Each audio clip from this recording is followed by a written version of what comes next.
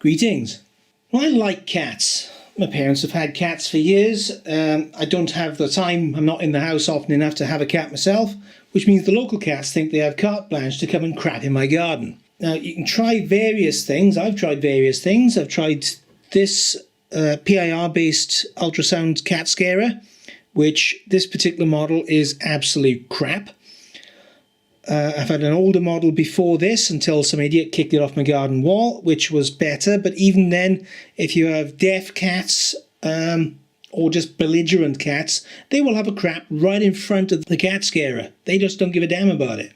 So there's other things you can try, like the cat repellent granules, but they're fine until it rains and it washes them away. So I'm going to try something else this time. And no, it's not just a white cardboard box. This is a PestBye Jet Spray repeller. So look what we got inside. There's a metal cap, plastic cap. There's this spike, and this goes straight into the ground. And you've got the reason this is here is you've got an option of either attaching another hose connector to extend off to another repeller, or you can fit this end cap. There's an optional extension bar, so you can either, if you want it a little higher up, you can screw that in. There's a sprinkler head. These are the ones you see in the American films, where they just rattle around and then back to the beginning, and then round again, and then back to the beginning. But that doesn't go directly onto this, although it will fit. That goes onto this. This is the PestBye itself, and we've got a PIR sensor, and basically a solenoid valve. This mounts onto the spike or onto the extension pole, and the sprinkler mounts onto the top. You can adjust the position and the range of the sprinkler. Mount this in the ground with a hose pipe and some batteries. Adjust the sensitivity setting on the back. And this is what happens when something crosses into its field of view. Technically, you don't have to use the sprinkler. You could fit a standard hose connector on the top and extend it off to something else. For example, you could be using a different type of sprinkler or whatever. It's not a brilliant head of water through it, although there's maybe due to the cold weather or the size of the hose pipe. But the option is there. Does it work? You bet it works. You run one of these, the cats go somewhere else to crap. You may find that cats will work out roughly where they can crap without this thing triggering, which is why I bought more than one. Or you can move them around every so often and the cats know there's one somewhere in the garden, and generally they'll clear off. And after you've had these for a little while, you can turn these off, and it can be at least a week, I've found, before the cats figure out that the garden is no longer armed and they can come and lay their own little mines in your garden. The only other thing left in the box then is the cover with the gasket and some screws. So, all good? Not quite so all good. I'll show you why in a moment, but first of all, let's take a look inside it. And, well, there's not a lot to see. There's the battery compartment in there. There's this chunky solenoid valve, which I'll take a closer look at in a second. And the PIR, which is all potted in epoxy resin to make sure no water gets in. The way the valve works is quite simple, and for the most part, water does the job for it. You can see in here, water will flow in through there, through the filter, and up into this bowl here, and will fill, it basically fills this bowl and drives up into this piece, and will fill this as well, and in fact will fill right the way around this plunger. which is part of the solenoid. So the whole thing will fill with water, driving this forward, pushing down to block that little nub in there, which basically means all the water pressure then will be forced down. It forces all the water pressure down, and basically water pressure presses down and won't let go of that. So that little rubber plunger basically pops down, so the water is forcing down and seals it. What will happen if motion is detected though? That pulls in, which means then water can flow through there, which means the pressure of this being pushed down is lost. So the water pressure which comes up into here can then push over and drive through and out. When this lets go, the water pressure builds up in here again and drives it down. So basically the water pressure pushes it down and seals itself shut. One thing I missed out then, of course, is there's a spring here which also gives further assistance for driving the whole thing shut.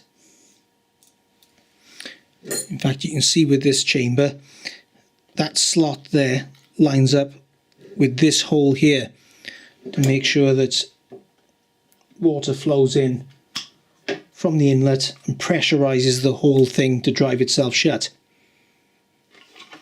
So that's the inside. I suppose it could be made a little smaller, but then they're potentially compromising the ability to use a different size solenoid here. So this would cope with larger solenoids if they needed to use larger stock, for example. Now, I did say that there was a disadvantage to these. There is, with all the pros, there is a con, and the con is frost. It doesn't say in the manual, but they do not like frost. I have 4 of these, and 3 of them have got splits in the tripod, in the spike, since being exposed to freezing weather. They have splits. Some of them don't look like splits, some of them clearly do look like splits, but the result when you plug them in is pretty much the same. You'll get a spray like this,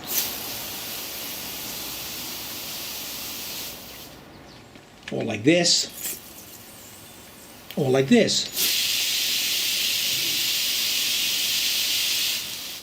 So what you need is something a bit more robust than those.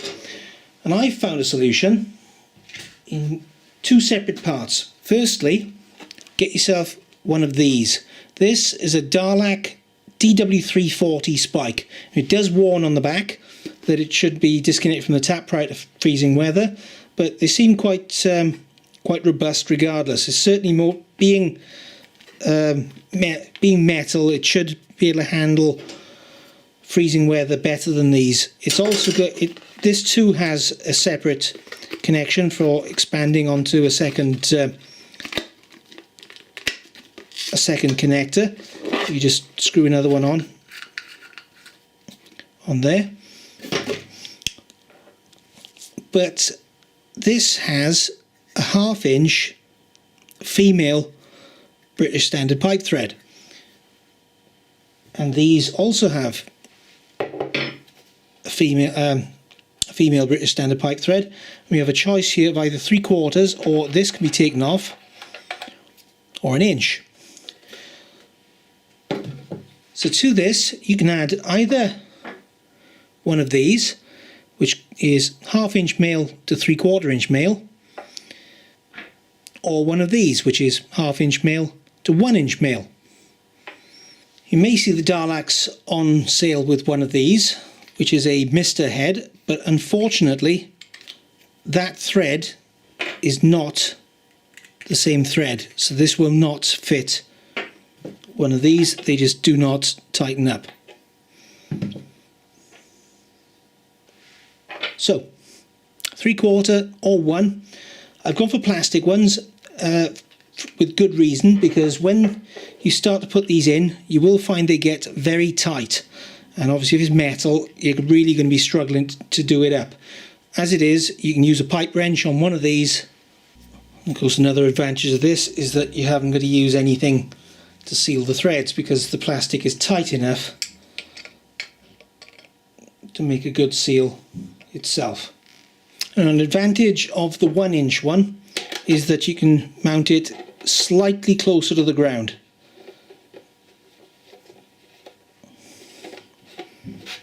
If you so wish. An advantage of the 3/4 inch one is that it's slightly cheaper. These come in at less than £3 each. These are just over. Alternatively, if you're using the extension pole, you don't even need the reducer. It screws straight in.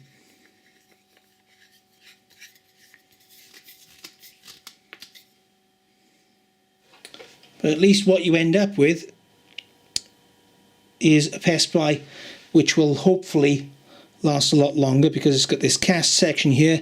Any freezing water pressure should mostly drive back into the hose pipe instead of splitting the joint here, and some of it will force up, but hopefully there won't be enough water in here to actually cause any damage. From the ones I've seen so far, the weak point definitely seems to be the spike. So I hope that little tip is of any use. Do I recommend one of these? Yes, definitely. But unless you're going to remember to turn them off in cold weather, get one of these spikes as well and one of these hose reducers to fit it, so you can actually upgrade that with something a bit beefier. Hope you like this. Thanks for watching.